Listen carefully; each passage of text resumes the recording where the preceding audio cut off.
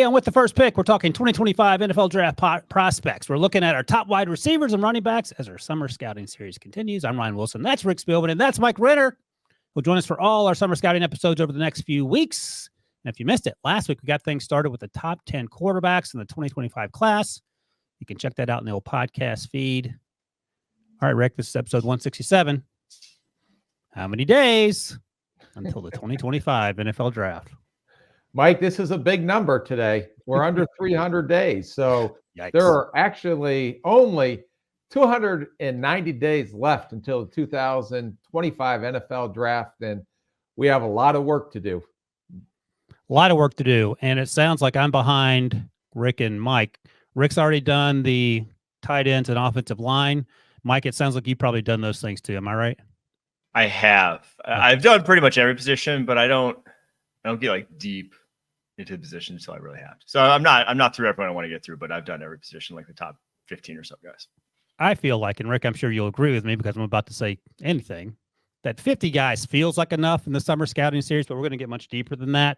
Back in the day, Rick, when you were in the league as a GM, would you go 10 guys deep? Would you know the guys, or were you too busy with other stuff? No, I was too busy with other stuff right now. And just to start off this podcast, just what an unbelievable tragedy for Kyrie Jackson to get killed in a car accident this weekend. So just thoughts and prayers out to him and his family, thoughts and prayers out to the Minnesota Vikings organization. Just too young, and another life that left us too early.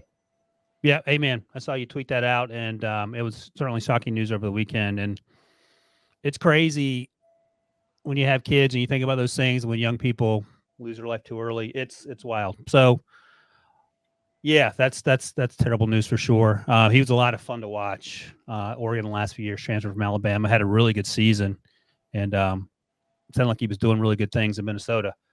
So, yeah, definitely thoughts and prayers out to his family. But today we're talking wide receivers, talking running backs, and Mike, you sort of hinted before we started the show, this wide receivers class doesn't feel quite as deep. And before we get started, so we've each separately ranked our top 5 wide receivers and running backs, and then we'll combine our list and have an overall ranking, and we'll have some comps and some preliminary draft ranges and all that stuff that gets folks fired up, including Rick. But before we get going, Rick, I went back and looked last year at the guys we talked about during summer scouting. And Mike, I'll ask you, since you're new to the show the last few weeks here, you tell me when to stop when I name someone from last year's class that you think this year's class has a better player. Yep. Marvin Harrison. He was drafted 4th overall. Egbuka, we talked about last year. He's obviously on the list this year because he returned to OSU. Malik Neighbors, 6th overall. Oh my gosh, Rick! You want to hear my comp from Malik Neighbors from last year? Dude, can we start? I'm not going to do positively? I'm not going to just for. I'm not going to get you fired up. Giggles. I'm not going to. You want to hear it? Yeah. Oh my God, this, Mike. You're gonna I don't know if you think less of me, Mike, but you will after I tell you this comp. Miles Austin. What? What does that mean? Even I'm angry at myself, Rick. Would not have been mine. Wow. All right. I might have whipped on that one. All right. Xavier Worthy. Yeah, I think we got better receivers than Xavier Worthy. Okay. Now he ended up going to the first round, late first round to the Chiefs, and that trade up with the Bills. Rick, you agree with that? Is there a better wide receiver in this class than Xavier Worthy? Yes. Okay. And finally, Rome Odunze snuck in. He'd be wide receiver 1, I think, right? I think so. Based off his tape last year versus the guys right now, but I do think there's 2 guys at the top. We'll obviously get to it, but that could supplant him in terms of just potential. And the thing is, and we talked about this all fall, Rick, Rome got a ton better from 2022 to 2023. So yes, he did. To Mike's point, the ceiling is high for those guys who want to go get it. All right, let's start.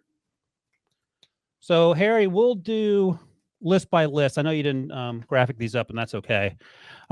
So Mike, I'll do your top 5. Stop me if I'm wrong, but I think I got these down right. So you have Luther Burden at the top out of Missouri. And Rick, remind me if I don't say these players' colleges. I didn't do that with the quarterbacks. I need to do that. So just make sure I do that. Luther Burden out of Missouri is Mike's number 1.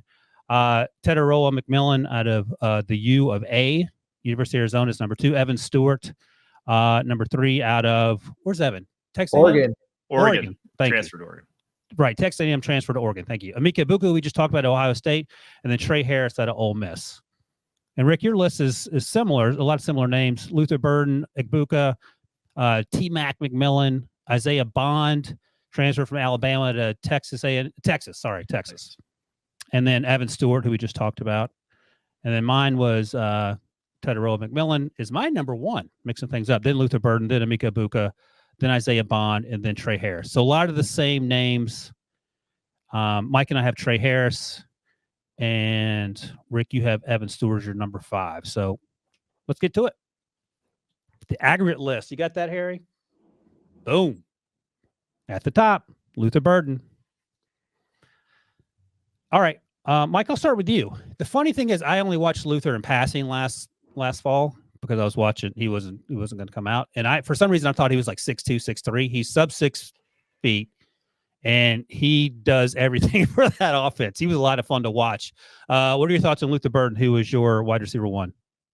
Yeah, he's just that caliber of athlete that it's hard to fail in the NFL at the wide receiver position. You can't make up ground on this guy. He's so sudden in his routes.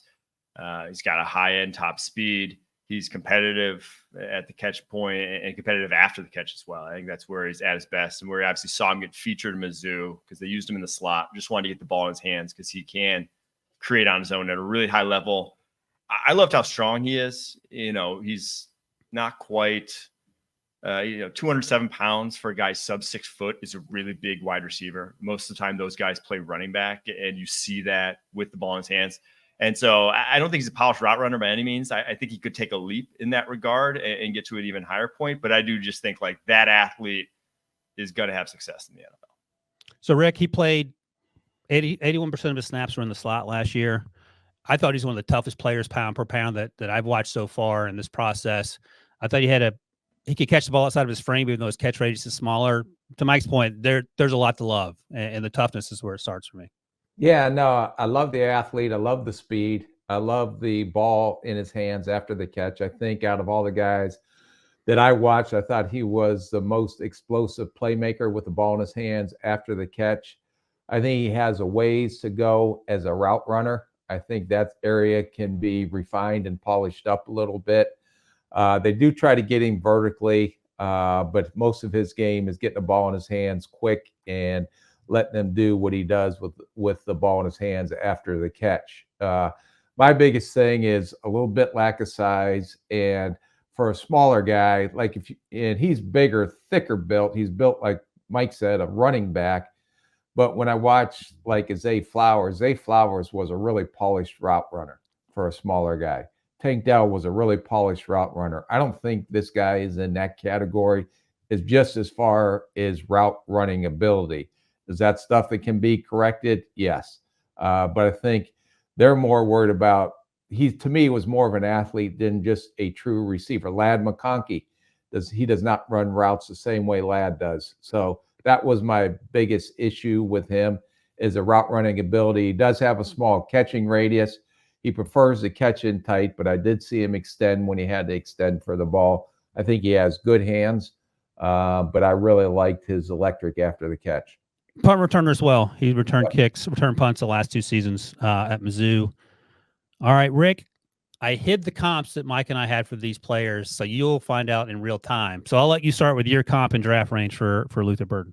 Yeah, I think he's a first-round pick, and I went not the Ladarius Toney we've seen in the NFL, but the Ladarius Toney we've seen at Florida when he came out, and that was my comp because I thought Ladarius wasn't a real polished route runner, but a really good athlete and a really good explosive playmaker with the ball in his hands after the catch. Kadarius Toney, you're getting L'Jarius Sneed. Yeah. Kadarius Toney. L'Jarius is a reliable player. Kadarius is working on some stuff. I don't hate. The thing is, these comps are similar as I look at them, but Rick, I'll let you be the ultimate arbiter. All right, Mike, what's your comp and draft range for Luther? I originally sent in a different comp, but I'm going to pivot because after watching him some more, this guy came to mind. I think it's better. I'm going to Amon-Ra St. Brown. Oh, you changed it. I like the that. Play strength. I think that's where the role he's going to end up at the next level, similar to Amon-Ra St. Brown. So that's who I see when I watch him. Rick, you have any thoughts? No, I just think St. Brown is St. Brown to me is a much better route runner right now. But if he ends up being St. Brown, because St. Brown is strong, just like these guys, this guy is strong too. I think he's not the same route runner that St. Brown is. And this guy is way more explosive and faster, I would say, than St. Brown. St. Brown just plays a lot faster than when he came out. First round, Mike, I'm guessing? Yes, easily first round. All right, Rick, hold on to your seat. You're going to love this one. Grab an extra squeeze ball. Going a little. Are you going with your Pittsburgh Flash again, just like you did with Neighbors last year? Who, Calvin? Yeah. No, that'd be disrespectful to Luther. I'm going with Golden. Well, it's kind of disrespectful to Neighbors, if you ask me. Yeah, 100%. I agree. I was even down on myself after reading that comp. I blocked it out of my memory. Golden Tate. Yeah. Mike likes it, so that's all that matters. Okay. It's because first round. He's a Golden Domer. That's the only reason Mike liked it. Yeah, he's got to get gold in the title. He's my favorite. He's my favorite Notre Dame player ever. I was at the game where he jumped into the band. Oh, there you go. So. All right, we'll ask you, Mike, as you're the expert. Any similarities at all to Luther? I think Golden's the toughness is what stands out to me. I'm sure Luther maybe is a better athlete. I don't know, but I love the way the Golden played once he got to the league. Yeah, the yak, the play strength. I mean, Golden Tate really always kind of kicked above his weight class. So, yeah. All right, thank you. That's all. See, it's easy. It's not that hard, Rick. It is for me. First round pick for me as well, even though he's my wide receiver too. As we sit here, games to circle, Texas A&M. That's October 5th. And then, of course, Alabama's on everyone's schedule. Missouri, I mean, if you pay attention to the SEC, they're not a surprise team. But for people that maybe watch football on a national level, they're a sneaky good football team, and they produce players every single year that go to the league. And they got 3 or 4 guys last year. Feel like they'll probably have a few this year. All right. We're going to take a quick break. When we come back, we'll continue our top 5 with Tetairoa McMillan right after this. At CBS Sports Golazo Network, we're bringing you the game. Madness of Messi arrives! Breaking down the game. This is unlike anything else in the world. And changing the game. Get it all for nil. That means free. Wow. And all day long! 24/7. All right, guys, we're back. Luther Burden, Mizzou, wide receiver 1 in the aggregate with the first pick rankings. Next up, number 2, Tetairoa McMillan goes by T-Mac out of University of Arizona. He's listed at 6'5", so we'll see exactly how tall he is, but I'm pretty sure he's not 6 feet or 6'8", so he's probably in that range, 6'3", 6'4", 6'5". And he's incredibly nimble for his size. I thought, obviously, has an enormous catch radius. I thought sometimes he struggled in terms of separating down the field.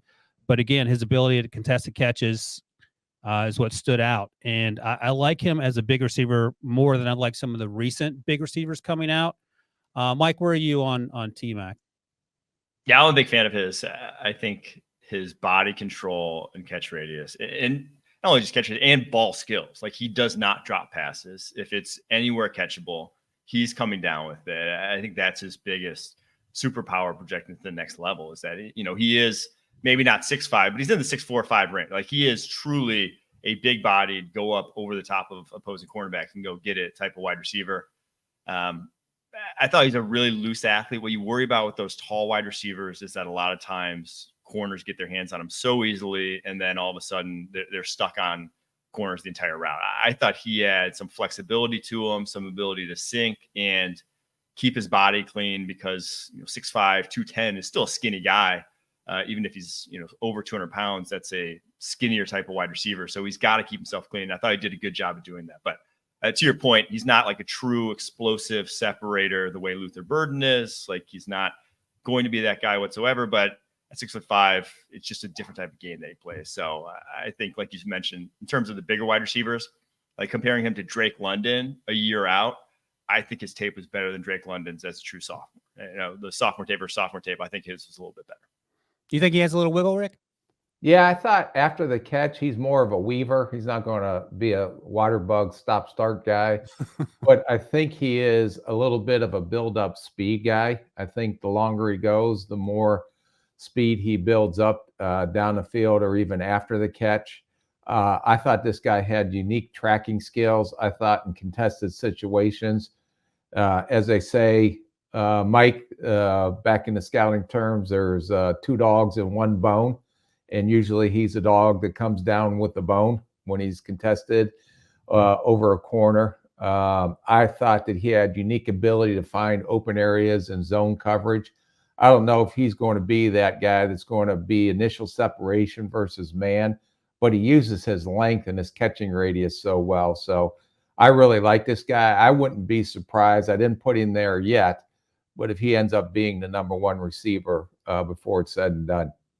You realize I had him as my number 1. You're okay with that? Yeah, that's fine. No one pays attention anyway.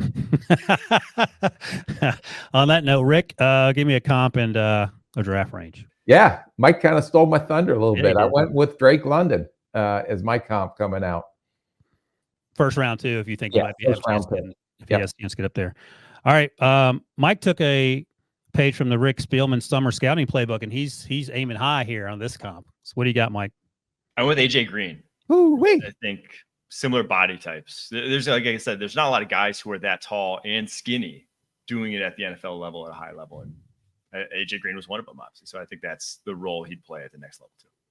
It's no Miles Austin, but it'll do in a pinch. So well done. I went, if we're ranking the 3 comps here, my guy comes in 3rd, but similar body type. And Michael Pittman's where I went. If you get Michael Pittman out of this guy, are you upset? Or are you okay with that, Rick? I would be okay with it. I guess Pittman just got a big deal and he just got paid, and he's the number 1 receiver in Indy. So I would be okay with that. Yeah, and he was actually a 2nd-round pick when he was drafted a few years ago. But as we've said several times already, you can have a big season in your final year in college and make yourself a lot of money here. All right, games to watch at Utah in late September, and then TCU about a month after that. We all say first rounder and potentially wide receiver 1. All right, next up, Emeka Egbuka. So in 2022, with 15 first-round picks playing wide receiver, Emeka played 13 games, had 74 catches and 1,100 yards, 10 touchdowns. Last year, he only played in 10 games, 41 catches, 515. Rick, I'll start with you because you know these Ohio State kids pretty well.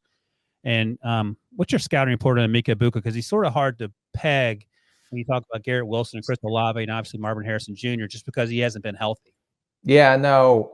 When I watched him in 22, I thought that he is a first-round talent when he's healthy. I think he can get out of his cuts for his size. Last year, when you watched him on tape, he played through a high ankle sprain. I think he might have even had that tightrope surgery and came through and still played with it. So you never seen the same explosiveness or down the field speed. But this kid is one of the most mature kids I've ever talked to, interviewing him.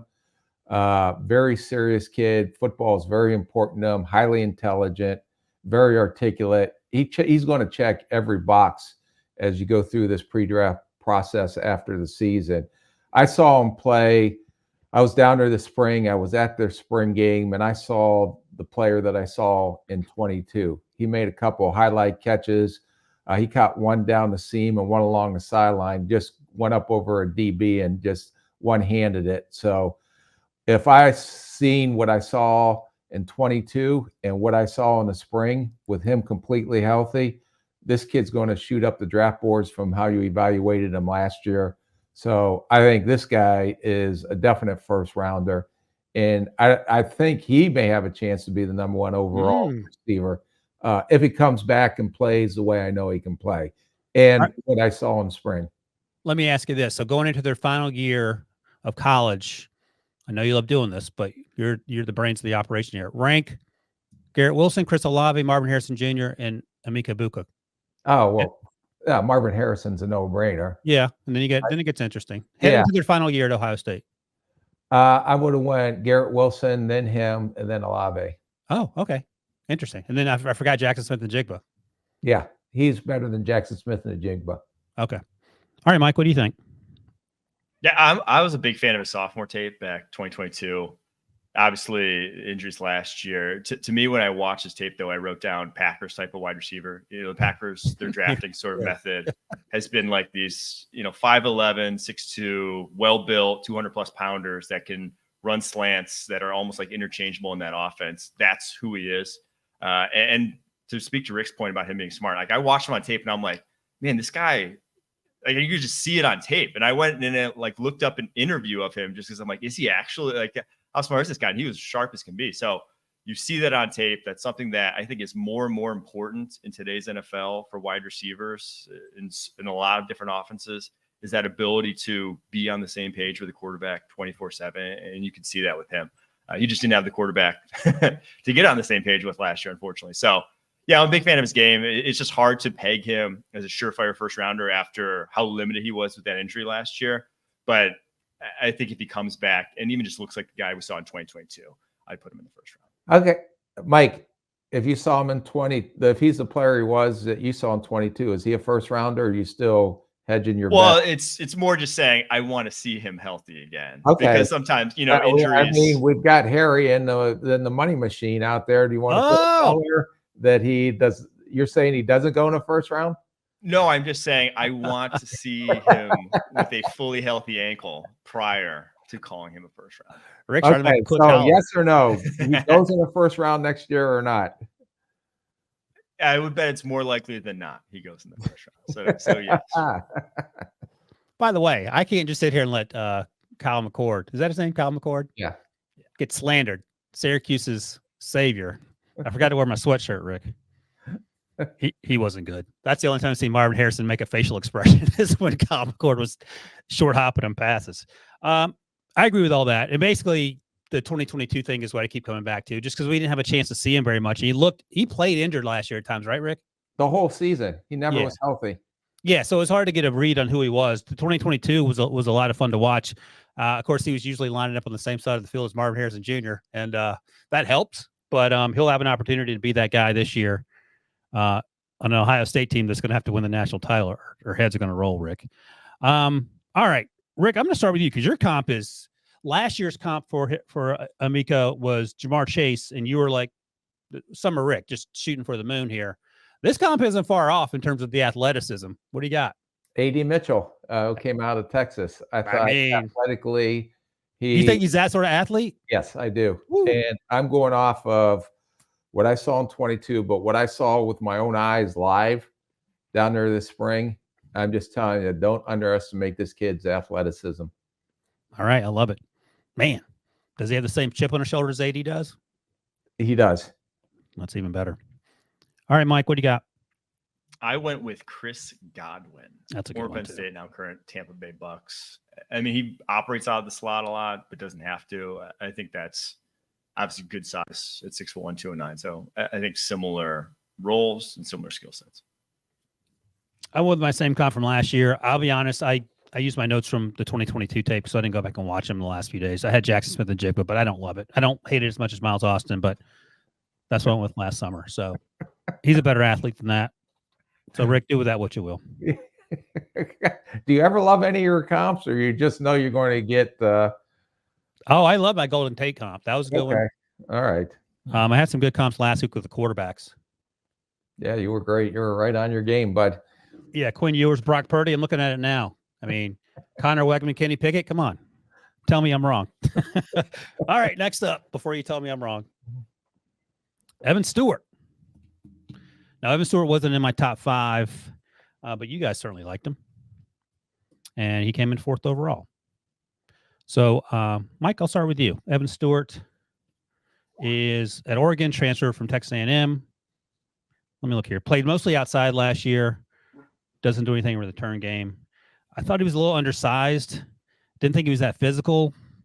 And I thought he struggled with drops, even though as I look, he only had 4 drops during the season. So I must have seen every single drop he had in the games that I watched. But clearly you and Rick like him more than I do. Yeah, I just like the athlete here. A guy with suddenness and real deal speed down the football field. The size isn't great. Obviously, he's kind of this new wave of these skinnier wide receivers hitting the NFL that I don't think teams are as wary of anymore. Especially when you're going to run probably in the 4-3s the way Stewart is. So I don't think it's a coincidence either that he went for over 100 yards in both of Connor Wigman's games that he played with and then didn't the rest of the year. He was hampered by that quarterback situation there. So would have looked much better as numbers had he played the entire year, or had Wigman played the entire year, excuse me.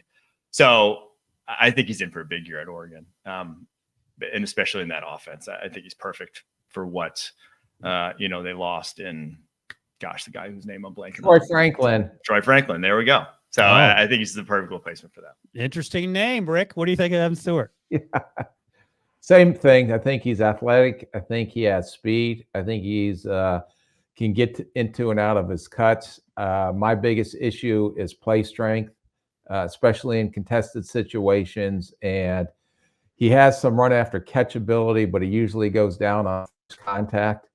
So I think he needs to get stronger. I really had a tough time going between him and Trey Harris is my last guy. So I just went with him.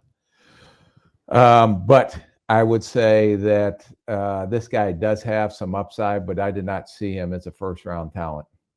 Okay. Yeah, I thought that last play, the Miami game where Wegman actually played in that game, he got out physical in that last play at the goal line that ended up being an interception. It wasn't his fault, but at the very least, a little more effort there. That said, in the Alabama game, early in that game, he stacked Kool-Aid off the line of scrimmage for a big gain down the left side there. So he has that juice. I just wanted to see it a little bit more consistently. All right, Mike, give me a comp and a draft range. Yeah, my comp for him was John Brown, the former Cardinals, Bills wide receiver. Where did John Brown go to school? Pittsburgh State. Ah, do you know that, Rick? Yes, I did. The Gorillas. And it's just like a speedier, dynamic, but not a featured number one type of guy at wide receiver. Kind of in a similar weight class like Garrett Wilson, but I don't see him playing the way Garrett Wilson does, or even like a Jahan Dotson does at the next level when you compare him to like these skinnier guys coming out in recent years. So draft range, middle of day 2 right now, but again, with like the traits to, if he gets stronger, develop into, a little bit better prospect. All right, Rick, your guy was mentioned yet again. Mike's all over you. Yeah, I went with Troy Franklin because he is long, but he does not have strength. I didn't think Troy Franklin had strength and needs to get stronger. So I went with that comparison. I gave him the benefit of the doubt and put him in the second round. Right now, I can see third, but he needs to get stronger. Like I said, it contested catch situations and his ability to run after the catch. I said Quez Watkins. I didn't have him as a top 5 guy. You love that one, Rick? That's awesome. Quez Watkins is way stronger than this guy. How much stronger? How much can Quez Watkins bench? I usually don't look at the bench for receivers, but that's fine if that's how you determine. Yeah, bench and push-ups. Yeah. I said late day 2, but we'll see. It's early. It's summertime. It's mid-July. Ohio State, they play on October 12th, and then they play Washington. What is Oregon? What's Oregon in? I don't even know. I'm going to be asking you this every week. They're in the Big Ten. They're also in the Big Ten. 15 teams in the Big Ten. All right. Yeah. Super League. All right. So they'll be playing both division rivals, conference rivals, Ohio State and Washington. Next up, also tied for 4th in our aggregate list, Isaiah Bond, University of Texas by way of Alabama. And let me see here. I had Isaiah 4th. Mike, you didn't have Isaiah, and Rick, you had Isaiah 4th. So, Rick, I'll start with you. Tell me about Isaiah Bond. You probably saw a little bit at Alabama. Yes, I did. All right, what do you got? This is a short, again, compact built receiver. I think he's a slot. I think he's a very quick twitched athlete. He can get top acceleration. You can see him stretch the field with speed. I said, see the Texas A&M game where he gets behind their secondary. He prefers to catch in tight, but he does have good hands. He's elusive and strong after the catch. I don't think he's Luther Burden, but I do think this guy is going to be a really good slot receiver, potential returner. The catch he made to win the game in Auburn in the back of the end zone at the end of the game showed great concentration and came up with a big play and maybe saved their season and got them into the playoffs because that play won in that game and got them into the SEC championship, which they went on to beat Georgia, et cetera, et cetera. But I think this kid has a chance to be a really good slot receiver at the next level. And I think he's a twitched up athletic guy that has vertical speed that can stretch the field. Yep. I said smallish frame means it won't break a lot of tackles. but he's hard to cover down the field because he's super twitchy. The more you watch, the more you like his ability to make plays in space and out of structure. And that offense was out of structure a lot with Jalen Milroe. He's now playing with Quinn Ewers in Texas. I don't know. Did you get a chance to watch him, Mike? I did. Yeah. What did you think? I'm a fan. If he would have gone, he would have been 6 on my list. So the top 5, he would have been number 6. I've just been burned on a lot of these smaller wide receivers who are wound up. I think my comp for him would be somewhere like a Rondale Moore. And like those guys just look better on paper a lot of times than they do in the NFL because you need a catch radius in the NFL. You need some size at some point in time or else it's just difficult to find you targets. But he really is wound. His deep speed is as good as it gets in this draft class. I mean, he is a high tier caliber athlete. I'm really excited to see what he does in that Texas offense because there's a lot of targets obviously up for grabs there in that offense. And it's a high powered offense. You're going up with a guy who could be a first round quarterback. So I think a big year is ahead for him. I think it was smart for his draft stock to transfer. But again, he's going to be limited by that size at some point next level. By the way, Rick, following up on what Mike just said there, back in January when Isaiah left Tuscaloosa for Austin, he said his decision to transfer was 100% a business decision and it was motivated by Nick Saban's retirement. You thought he should stay or you don't care? No, I mean, everybody transfers. So that's true. Yeah, Mike, after this summer scouting series, may go into the transfer portal. We don't know yet. Yeah, I think he's going to a D1 school. He's going to leave FCS here. I can't say that I blame him. Producer Harry, I need you to hit the mic button for me and inform Rick who my comp was for Isaiah Bond.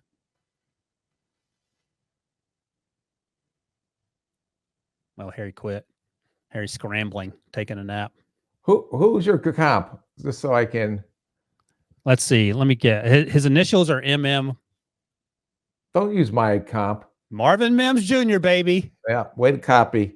Harry, please keep my comps away from Ryan because he struggles mightily in this area, and then somehow he gets the answers to the test and makes a quick switcheroo. That's the only one I stole from you this time. All right, so I don't know. You must hate Marvin Mims now, but I like Marvin Mims. That's what came to mind for me as well. I said right now, early third round. Yeah, but who knows? You think day 2, Mike? Yeah, I say okay. Day 2 right now. All right, others worth mentioning in terms of games to watch. I should mention for Isaiah Bond and the Longhorns. They play at Michigan on September 7th, so early in the season. Then Oklahoma about 5 weeks later. Others worth mentioning, and Rick, you just touched on his name, and this was my wide receiver 5 and Mike's as well. Trey Harris out of Ole Miss. So, Mike, I'll start with you. What do you got on Trey? Harris's size is 6'2", 205, but he's really, really long. And his catch radius is massive for that, for a 6'2" wide receiver. His ability to pluck it is really impressive. Some like high-end highlight reel catches on his tape this past year. I think he's really rough around the edges. Like for being a fifth-year guy, 4 years in college already, and be as raw as he has as a route runner is obviously concerning.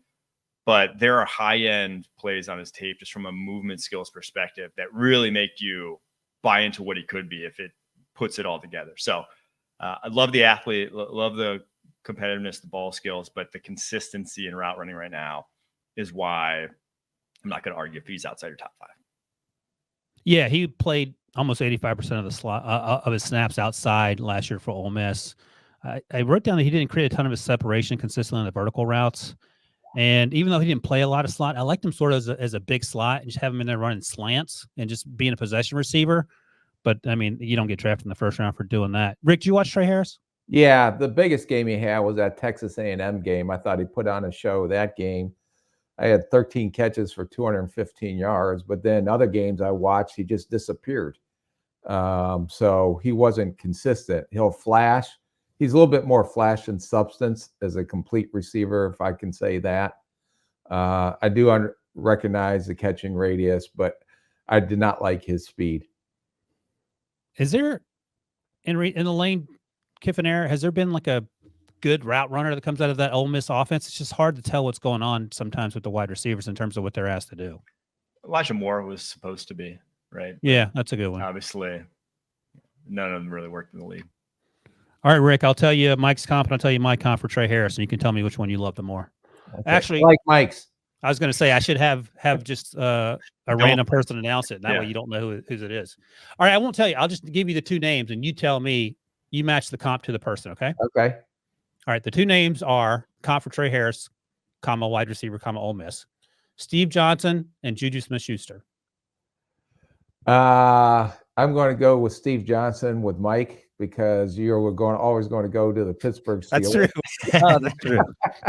Did I guess right? Yeah, you're right. I was trying to force Trey Harris into the slot into a Juju Smith-Schuster role. You know who my comp was? Oh, you had one. All right. Yeah, who is it? David Bell out of Michigan. Oh, recent. Look at you. Yeah. All right. So he's not a burner. That's what you're saying. Not a burner. Not a burner. All right. Let's take a quick break. We'll come back. We'll talk about these running backs right after this.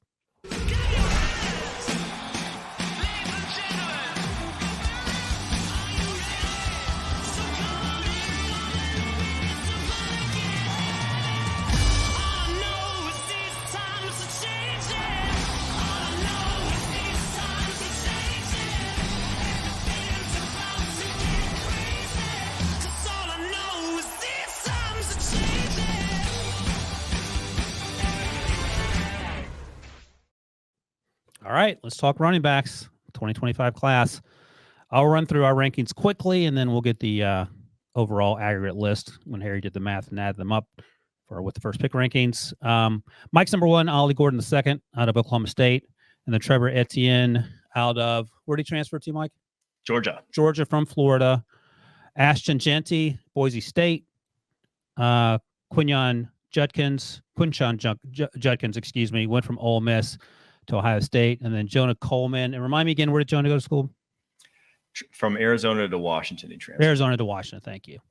Rick had Judkins, one TreVeyon Henderson at Ohio Jenkins, State. Or am I saying it wrong? Is Judkins? Judkins, right? Yeah. Yeah. You had Jenkins?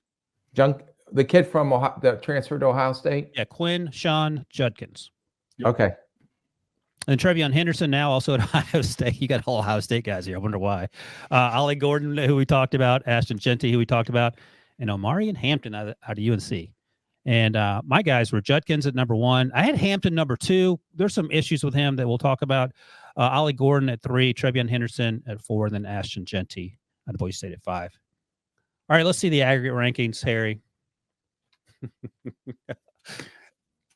Quinshon is number one with the first pick aggregate rankings, followed by Ollie Gordon out of Oklahoma State, Ashton Jeanty, Boise State, TreVeyon Henderson, Ohio State, Omari Hampton out of UNC.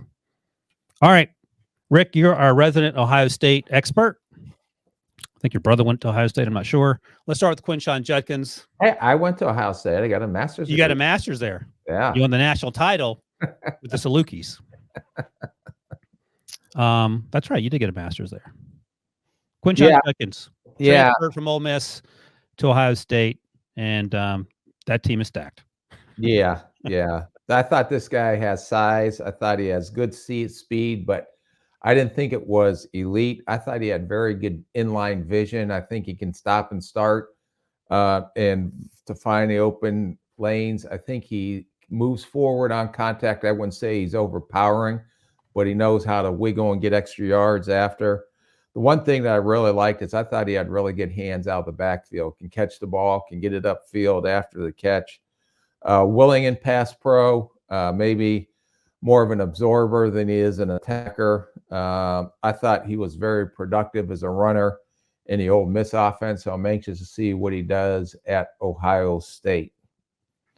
Yeah, he never had more than 3 receptions in a game, but the receptions he had, he seemed quite comfortable in the pass game. And for me, he had no fumbles last season at all, which is also noteworthy. And his vision, I thought he had the best vision of the guys we're going to talk about. Yes. Yeah. Very good eyes, especially when he got to the second level. He runs the open field. Go ahead, Mike.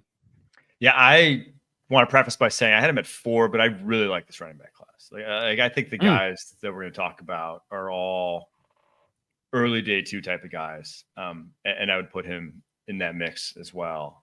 So putting him at 4, I don't think it's too much of a slight. I think he's really talented. You've obviously seen him carry a massive workload. I think he's quicker than fast, which at 220 pounds, I'm not going to complain too much about a guy who can move the way he does this suddenly at that size. And when you do, like, he breaks a ton of tackles on tape. You don't see a ton of home run hitting ability, but also Ole Miss offensive line he was running behind was pretty bad. So I'm excited to see what he does this year, because this Ohio State line is one of the best in the country. He should have a lot more lanes to run through, and against probably some lesser defenses in the Big Ten. So yeah, I'm a big fan of his game and the receiving ability as well. I think all these guys that we're going to talk about are actually pretty impressive as receivers. So he in that list as well. So, Mike, unlike the wide receiver group, this running back class, you prefer to the 2023 group? I do. I think it's a very good class, or should be a very good class when it's all said and done.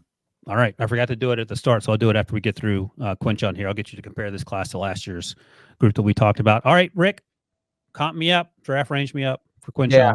Well, no one likes this player, but I really like this player because I think he's a complete back. Who doesn't like him? No one likes my comp. I like my comp, but no one likes the player. My comp was Rashad White when he came out of Arizona State, because I think he's a bigger back with very good vision. I don't think he's a home run hitter with elite speed, but he knows how to get yards after contact. And I put him in there because I thought White has very good hands out of the backfield, and I thought this kid had comparable hands. Second round? Second round. All righty. All right, Mike, what do you got? I went with Ryan Matthews, the old Love it Chargers running back. A guy who just kind of a complete all-around back. Not a lot of holes to his game, not a lot to dislike, and it can be a bell cow at the next level. Rick, where did Ryan Matthews go to college? Boy, I don't. That one I got. You stumped me on that one. Southwest. Do you know, Mike? Fresno State. Fresno? Was it Fresno State? Okay, I knew it was out west. I couldn't remember where. I wanted to say San Diego, but that's where he played. All right, my comp, Rick, cover your ears. I struggle with this. I was trying to look for a guy that went higher than I thought, was a good athlete, and sort of did everything well. Quinshon Vaughn. There we go. That's what I was waiting for. I think I'm gonna have to dollar bet this up. Is he still in the league? Who knows? Don't add fuel to the fire, Mike. I don't know if Quinshon Vaughn was able to make some lateral cuts like this guy. He was a third round pick. Somehow. He's a third rounder. I don't know how. Yeah, I don't think he should have gone that high either. But I mean, okay. I struggled. All right, listen. We know that my forte isn't comps. Yeah, really. I think that's what we've concluded. Games to circle for Quinshon and Ohio State, Oregon, conference rival, and then Michigan, of course, which is late in the season, November 30th. And we all agree, second round, right, Mike? You're second round in Quinshon, even though he's a number 4 on your list? Yeah. Okay. All right. Before we get to our next player, let me ask Mike, last year's list. And you can tell me, compare this list to last year's list. So TreVeyon Henderson, we talked about, he returned to school. Blake Corum, we talked about last year, Rick. He ended up being a late third-round pick. Raheem Sanders, since transferred from Arkansas, he's now at South Carolina. He was injured much of last year. Braylon Allen from Wisconsin ended up being a fourth-round pick to the Jets. And then Will Shipley, we talked about, which is sort of funny. He was drafted a few picks before Braylon Allen. I'll ask you this. Is anyone on this list that I mentioned you would take ahead of the top 5 guys you have on your list? Top 4, I think I would put above all those guys you mentioned. Okay. Is Blake Corum the first? I think Blake Corum I would probably put over who I had number 5 was Joe. Okay. All right. Perfect. All right. Next up, Ollie Gordon. Ollie Gordon was fun. Mike, I'll start with you. What do you think? And let me make sure I got this right. Last week he got arrested, I think, for DUI. A DUI. So that wasn't great timing for him, since for a lot of reasons. But since we're talking about him, I was watching his tape while it happened. I think I was too. I searched his name and then said 5 minutes ago DUI. I'm like, oh, nice. He was trending on Twitter. I was like, oh Jesus, what did this guy do? And then we found out what he did. So he had 39 receptions last year. Lost 2 fumbles on the only 2 fumbles he had. But I love the way he plays. I thought he's incredibly patient behind the line of scrimmage, and he had a little juice once he hits it and turns the corner or shoots between the tackles. What do you think, Mike? The guy's got a unique skill set, and it was difficult to come up with a comp for him. I didn't love the comp I had, and I don't think there is a comp that's going to feel great for him because he's massive. Wait till you see my comp. You'll feel better about that. Yeah. He's just got this massive frame that, could almost pass for, if you put on 15 pounds, you could play him at tight end and it wouldn't look crazy because he's just at 6'2". He's really long. And that shows in his stiff arms. Like, when he's out in the open field, it's really a weapon with how he can use that offhand to bounce corners off him, to bounce safeties off him. I thought for a guy that tall, his feet were exceptional. His ability to deal with trash behind the line of scrimmage and still create positive plays was very good. Running behind Oklahoma State offensive line, who, when we get to the offensive line pod, we're not going to mention any of these guys. Like, it was impressive that he went for over 1,700 yards. So I just think he's the complete package. Now, he did have some drops, but I did think he also had good hands and soft hands and could be a weapon in the screen game, especially with that big catch radius that he has. So I just think there's a lot to like in his game. So, Rick, this was Ollie's Mike's number 1. He was me and you number 3. I also noted, I liked a lot of the things that Mike talked about, but I also noted because of the size, I like to see him run a little lower pad level. What'd you think about him? Yeah, loved it. I think he's an in-between the tackles runner. Okay. Watched the West Virginia game. He had a lot of explosive runs that game. Some of the other tapes that I watched, they weren't as explosive, but he had a lot of long runs in that game. So I probably didn't expect. I think he's going to run faster than people think for his size, especially when he gets his stride going. I thought he had good hands. I did see some of the drops. He does not run a wide variety of routes out of the backfield. Thing that disappointed me the most, and I think it's important, it may not be important, is that he was one of the worst out of all the running backs I've seen in pass protection. For a guy this size, he ducks his head. He tries to cut block all the time. He needs to improve, and that's all correctable with coaching. And I think he'd be more than willing to do it, but this guy was the worst out of all the running backs I've seen in pass protection. To me, he was an old school workhorse type back. I think he's got to get his touches, and the more touches he gets, the more productive he goes, because I think he wears down defenses. But for a big back, I really liked his vision and ability to make a side cut too, because usually those big backs go straight line and try to run through everybody. This kid actually has some body control and contact balance. So when you're talking to someone like Ollie Gordon at the Combine or the Senior Bowl, Shrine Bowl, we were talking to him, and your first question is about their lack of pass blocking ability. What are you looking to hear? Well, I'm going to throw it up on tape. Right. I'm going to hopefully see it at the Senior Bowl, because they have those one-on-one drills with the linebackers, see if he's willing to put his face in there or not.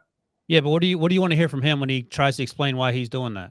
Well, is he going? Well, I can, if he's hopefully taking responsibility, that I can improve my technique. Now, if he says, "Well, coaches didn't teach me that, or we didn't put emphasis on it," then it's like, well, you still can face a guy up. You don't have to cut block him all the time, or right.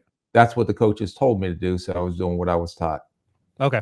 All right, Rick, we'll stay with you.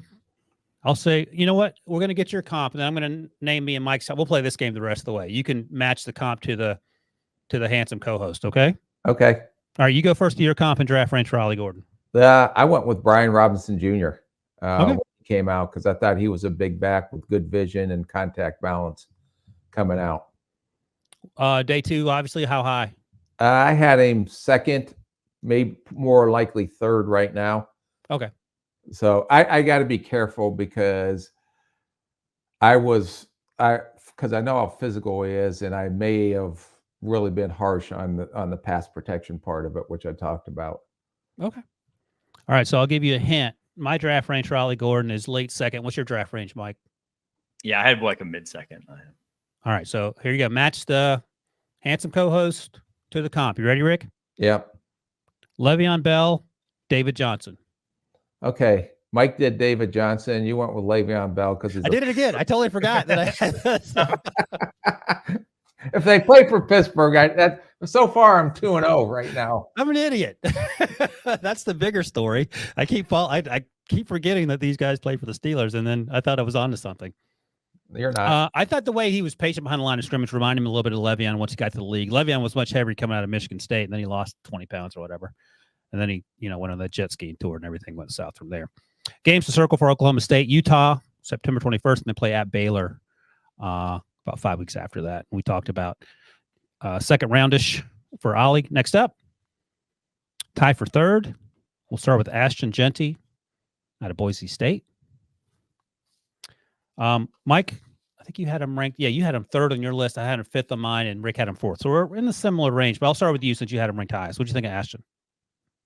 I just think there's not a lot of holes to this guy's game. Obviously the level of competition, he's breaking a ton of tackles.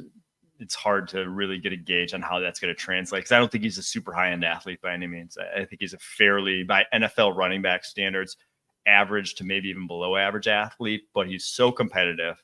His hands are some of the best that I've seen from a college back. Like he can really be featured in the passing game if you want him to.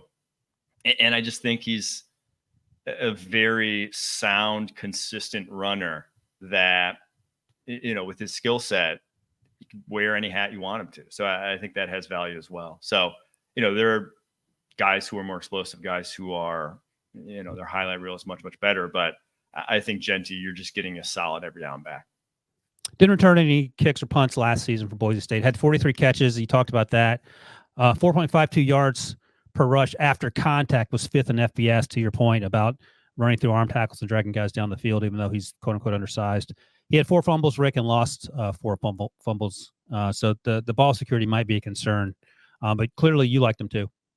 Yeah, I thought he was maybe the most complete 3-down back out of everybody we've talked about so far. He's a little bit of a short stepper, but he has such great body control. So I think he is a really good athlete. I just don't think he has elite speed. What's short stepper mean? What's short stepper mean? It means he is always underneath his pads. Some of those guys are long striders that come down and just are like a bull in a china shop. This guy's body control is pretty unique to me, where he can stop, start. He can run through guys and get yards after contact, but I thought he was one of the best at stopping and starting and making guys miss, especially in a small area. I think he's pretty unique between the tackles. I think he's quick twitched, especially running routes, getting separation out of his plant. To me, he had the best hands out of any of the guys that I watched, the most consistent catching the ball. He was more than willing, although it's not great, but he's more than willing at pass protection. So out of all the guys, I agree that he doesn't have the elite explosive speed to make dynamic type plays, but he is a very good running back and the most complete 3-down back because he does everything, like Mike said, good to very good, but not one area that I would say is elite. I liked him as a blocker a lot. I thought he was a problem for the Huskies of Washington that first game of the season in the open field. I mean, they kept throwing him screens. They couldn't do anything about it. So I agree. I agree with all that. He was a lot of fun to watch. I thought his vision didn't compare to Judkins, for example, but I disagree. I think he has very good vision. You think it's better than Quinshon's? Yes. I think it's the same. I think they're very similar in their vision in between the tackles. I will respectfully disagree. That's fine. If we could do a dollar bet on that, I'd probably win, but I don't think we can measure vision. All right, let's comp it up. Rick, since you're being on your best behavior, I'll let you go first. Since I thought he was quicker than fast, and I thought he was a really twitchy athlete, and I didn't anticipate this guy running as well as he ran when he came out. I was going to say, this guy ran pretty well. Yeah, but I went with Kenneth Walker by the twitchiness and the vision. And we sort of didn't find out who Ken Walker was until he got to Michigan State after playing in that slow mesh offense at Wake. Yeah. With my heartthrob and Mike's favorite Notre Dame quarterback ever, Sam Hartman. Yeah. You and him got very similar hair. Right?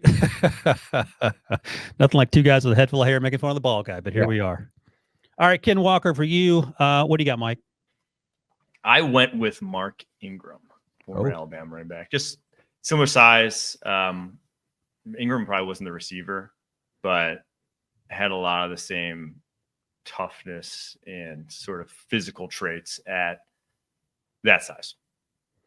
Yeah, I forgot to play the game because this guy isn't even a Steeler or never even sniffed Pittsburgh. I went with Michael Carter at UNC. He played opposite played in the backfield with Javonte Williams, just because he was smaller and undersized and sort of twitchy, water buggy.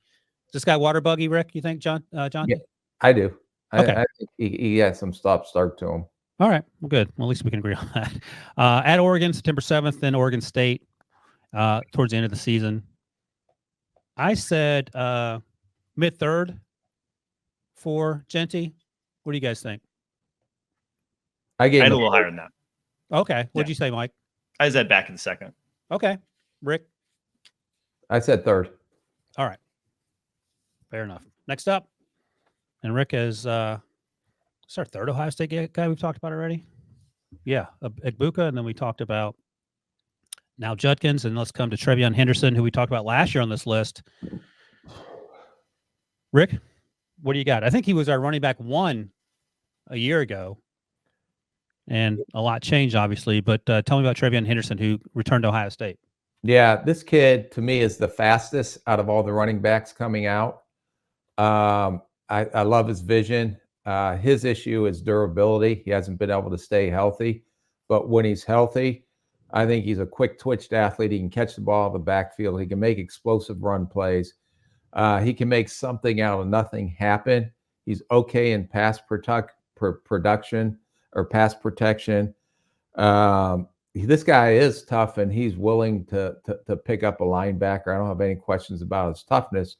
My biggest issue is his durability. But the one thing I do like about him is I do think that he is the fastest and has the best chance to hit home runs. I think that he had a couple nice runs against your Golden Domers, if I remember watching that game. I don't remember watching that game, unfortunately. It's a fever dream. Yeah, but he can do everything. My only hole I have in him is he can't stay healthy. And I think I recall you saying, correct me if I'm wrong, you think he's better coming out than J.K. Dobbins? I do. Okay. And J.K. went in the second round with that group of running backs a few years ago. I agree. I wrote this from just last year. It might be 22. Yes, 2022 that I watched. When he gets to the second level, he has an extra gear. So shows some shiftiness in the backfield, all the things you talked about. So health is the major concern. Rick, he was your running back 2. He was my running back 4. Mike, you didn't have him on a list, but I'm guessing you watched him. Yeah, I love, obviously, the things that Rick spoke to, the fluidity with the speed. I think he's got a high floor when it comes to the NFL. I just, again, the injuries, and then I don't think he's really a between the tackles, like grind out tough yardage kind of back. I don't know. It's just, I didn't see that part to his game. And I also just worry that, I go back to his true freshman tape, and that was kind of the best we've seen for him. 2 years since, to not really take that leap. It's just a little worse. And so he was just outside my top 5. But again, really good running back class. I still think he's a very good NFL back. Rick, comp and draft range.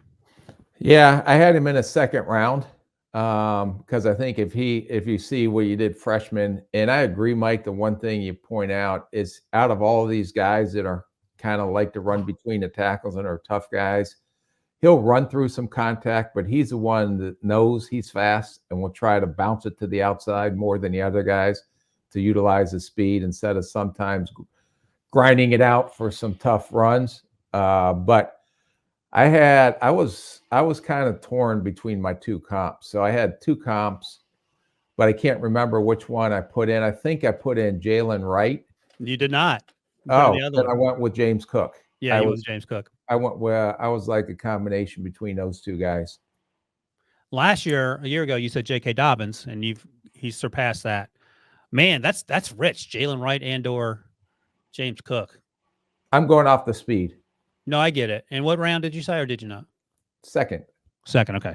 All right, I had him as like a late second, early third, and I said Cam Akers. So make it that way you will. Don't feel great about it, but I'm okay. What'd you say? Don't worry about it. Mike, what did he say? Cam Akers. You're hearing Nate go out? What happened? I'm sorry. I stopped paying attention to your comment. I apologize. That's very rude of me. It is rude of you. At Oregon, October 12th, and then the Michigan game, November 30th, which you've talked about. And finally, my number 2 running back. Rick, I think he's your number 5. He didn't make Mike's list. Omari Hampton out of UNC. He was the only offense that team had last fall. That's a straight commentary against Rick May. That's a joke.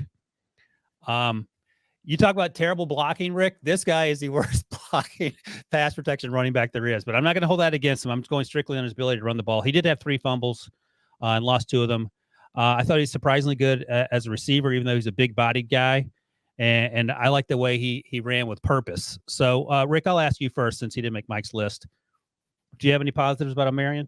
Yeah, I do like his style of run. I mean, he is a straight line downhill rolling ball of butcher knives going through the hole. I think he has okay vision. His vision doesn't measure up to some of these other running backs we have. But if he has a crease, he's going to hit it. If he runs into the back of one of their offensive linemen, he's going to hit it. He's going to hit something. I don't know what, but something's going to get hit every time he has the ball in his hands. Very good in short yardage and goal line. At the second level, he is not going to avoid contact. Whoever's in front of him, he's just going to try to plow through him. I do agree that I was a little bit surprised at how good his hands are. I also think he is a physical blocker in pass protection as well. You like the way he pass protected? I didn't. I did. I thought that he does. He'll step up and square up in pass pro. Now, is it pretty? All I'm looking for is all these guys need technique work. Yeah. But at least if they're willing to put their face in there, and I thought this guy was willing to put his face in there. Not he's going to win every time, but at least he's going to stick his face in there to try to square up with somebody. But to me, he was more of a straight line, hard-nosed, downhill running back. Yep, a throwback sort of. He averaged more than 4 yards after contact last season, which was best among running backs in the FBS. Mike, you had a chance to watch him? Yeah, I'm truthfully not.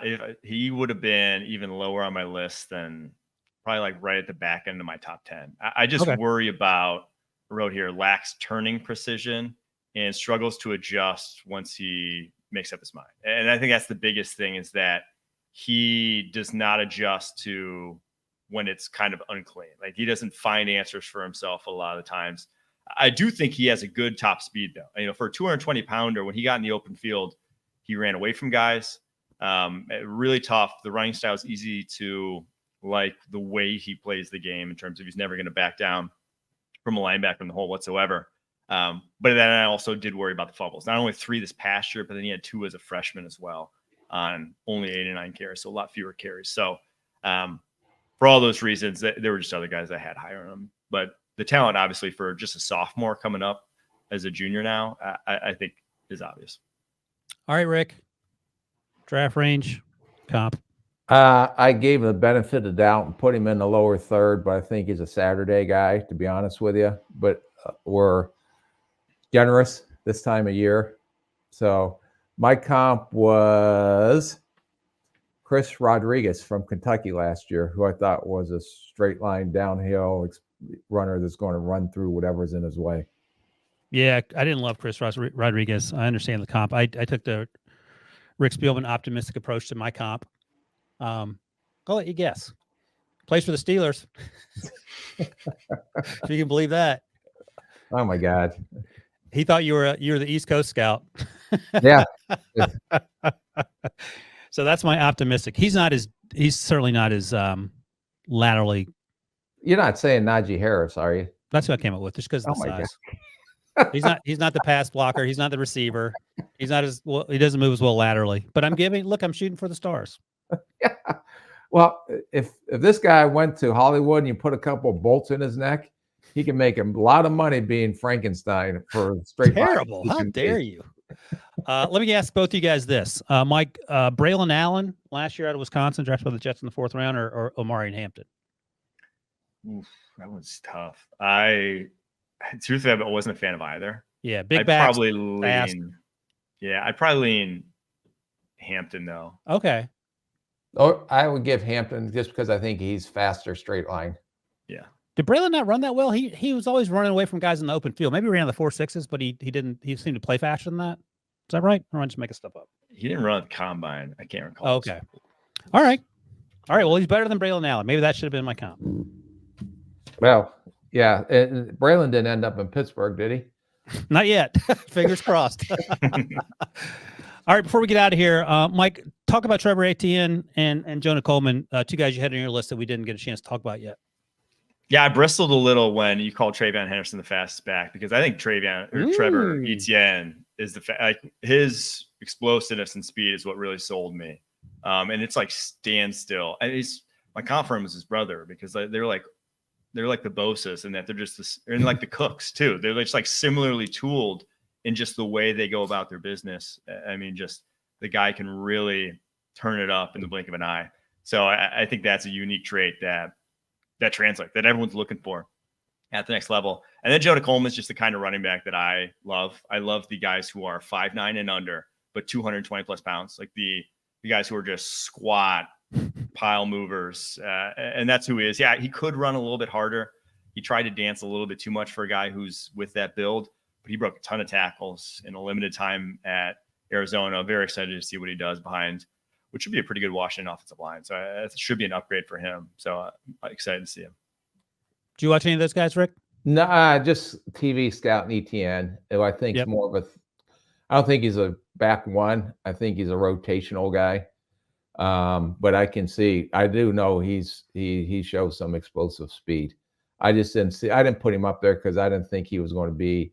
Some of these guys, to me, I think can carry the load as a bell cow 1A or 1B, where I thought ETN was maybe a third down or a rotational guy to give you a change of pace back. All right. Well, that's it. We're done. Running backs, wide receivers in the books. You have any final thoughts, Rick? You want to say something? I can't wait to hear the summer school comps just continue. I just can't wait. Well, I'm going to tell you now, for tight ends, Heath Miller's going to be a comp for somebody. I don't know who yet, so that'll be one. 3 different guys. Bruner. All right. That's it. Episode 167 is in the books. Next week, we'll be looking at tight ends and offensive linemen. In the meantime, thanks to Mike. Thanks to my guy, Rick. Thanks to Harry for producing. Thanks to all you guys who watch, listen, and comment. Have a great week, everybody.